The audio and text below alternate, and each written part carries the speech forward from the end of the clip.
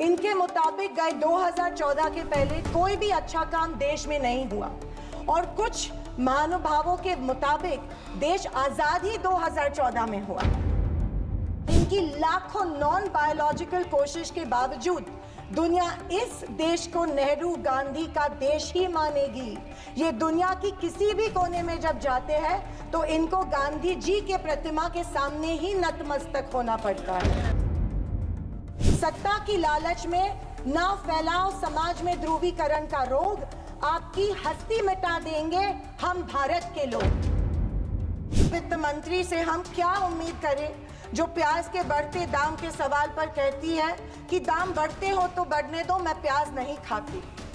School college के fees बढ़ते तो बढ़ने दो, हम शिक्षा नहीं भक्त बढ़ाते हैं। हम भारत के लोग जो हमारे संविधान की प्रस्तावना है, इन 4 शब्दों में भारत की ताकत और महानता छुपी है।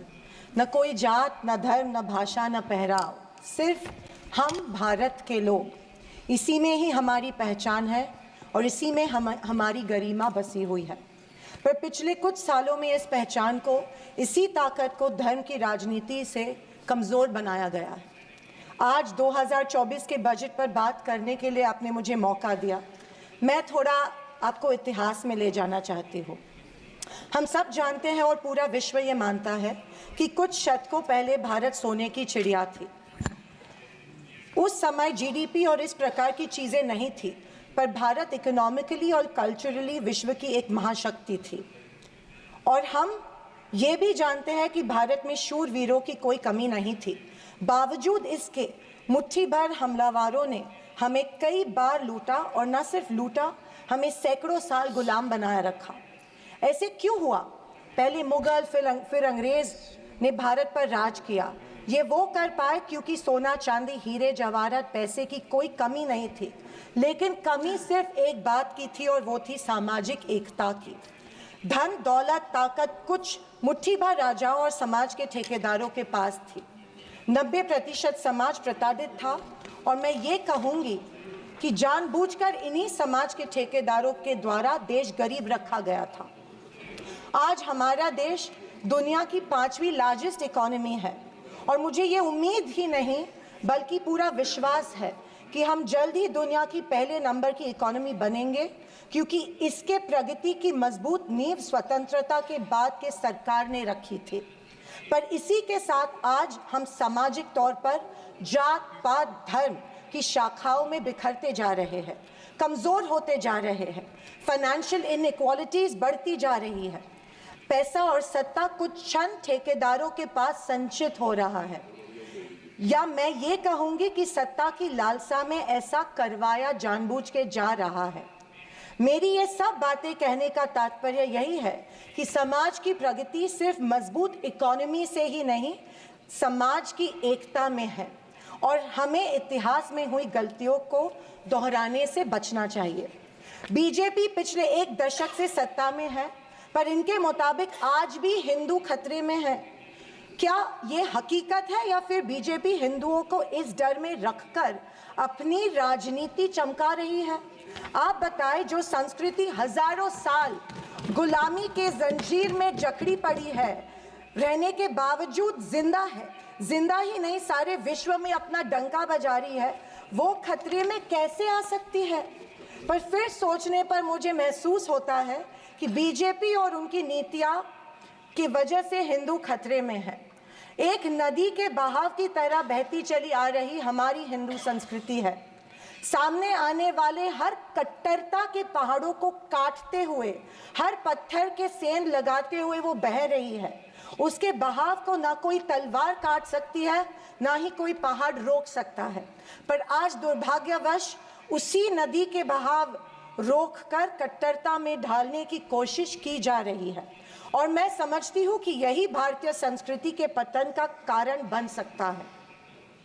अध्यक्ष महोदय, डॉक्टर बाबा साहेब अम्बेडकर ने बनाए गए संविधान के बदौलत पिछड़े और दलित वर्ग को आरक्षण के जरिए समाज में स्थान और सम्मान मिला, पर आज वह आरक्षण भी इनके नजरों में खटक रहा है। इसीलिए सभी सरकारी और निम्न सरकारी कंपनीज का प्राइवेटाइजेशन करके इनडायरेक्टली आरक्षण खत्म करने का षड्यंत्र बीजेपी कर रही है।